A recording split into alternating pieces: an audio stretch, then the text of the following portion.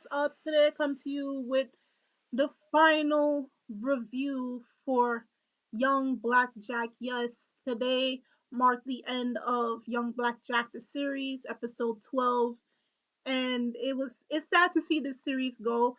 I did feel it could have done better, like in pacing wise, but overall it was a pretty decent show. So before I can get like a giving you a final rating of this series, let's just go into what this episode is all about. So, right now we are at this particular time, this setting where students are students versus the government.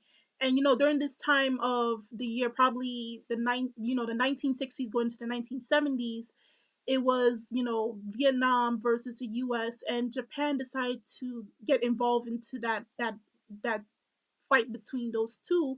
And the students were like, why is our government involving themselves in something that is of no concern to them, instead of paying attention to us when we need the funds and the help for our school.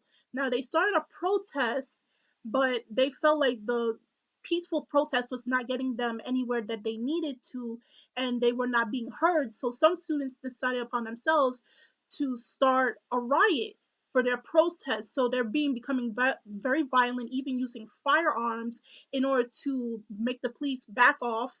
And by these violent protests, making themselves heard in the wrong way. And the repercussions for that is now they're being targeted by the police, either by groups or one by one, and being detained and possibly thrown into jail for X amount of years. And this is all in the name of justice and education. Now we get a new character by the name of Eri, who is has some type of relationship with Hazuma. Not like a romantic, but they are like a mutual friendship, where she was, by Hazuma's words, she was the first patient that he ever stitched up. And she is very grateful to Hazma. The way she got stitched up was she got into an accident where it left a large scar on her face, and Hazma stitched up her face, and now her face has no marks or anything on her face, and she's forever grateful.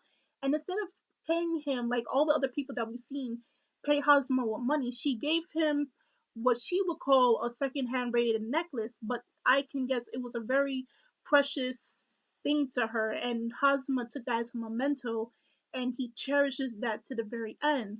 So she's with all these other radicals who are protesting violently, and like she goes into the mountains with them, and she wanted to change their views on how to protest. Like they didn't have to be violent, they can go about this peacefully and still get results. And because of her trying to change their mind about doing what they're doing, they decide to be her and that lady that we saw episodes ago that tried to put blame on Hazma, that same lady, and she was taking sides with Eddie. I forgot her name, but she was that lady that tried to point blame on Hazma for not doing the surgery on one of her friends' head. So she was in the episode. She got beaten too, but not as bad as Eddie. Eddie got broken bones, and her liver was damaged. She was on the verge of dying till Hazma treated her, and just before she can get fully healed, she gets shot by the end of the episode.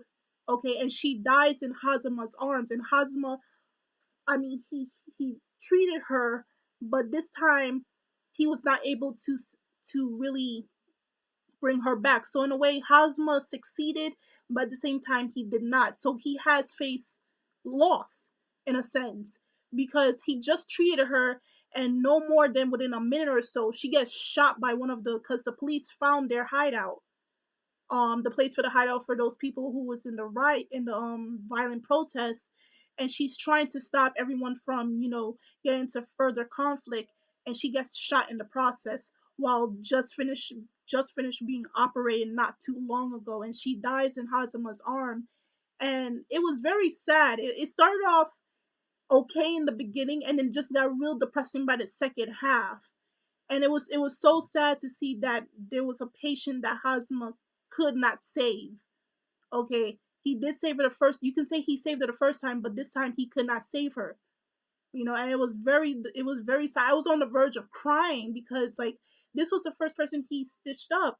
This was his first patient, and he received a memento from her, and you can see the genuine genuine love he has for her, not romantic wise, but like I said, a mutual friendship between both of them. And you can see he deeply cared for Eddie, and to see her die in his arms must have hurt him so much. He's already been through so much in the past, and now to go see something like this again, and you can tell that Hazma is really done with the government, how the universities are acting. He's just completely done with everything.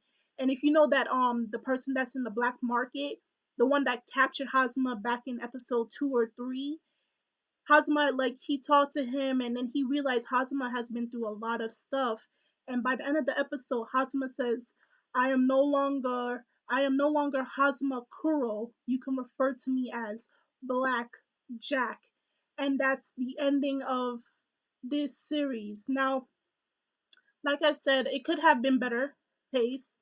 You know, there was some faults, and compared to the manga, which I know it has been adapted from the manga. There is the prequel of Black Jack called Young Black Jack, the same title that I did state way back, and hopefully the manga gets translated in English. I did see some Chinese scanlation of it, and the manga is a lot more deeper in details from what I've got from it than the anime. So the anime has cut some important details from it and has kind of, made it more, I would have to say, PG-13, whereas the manga is a little bit more darker in its context.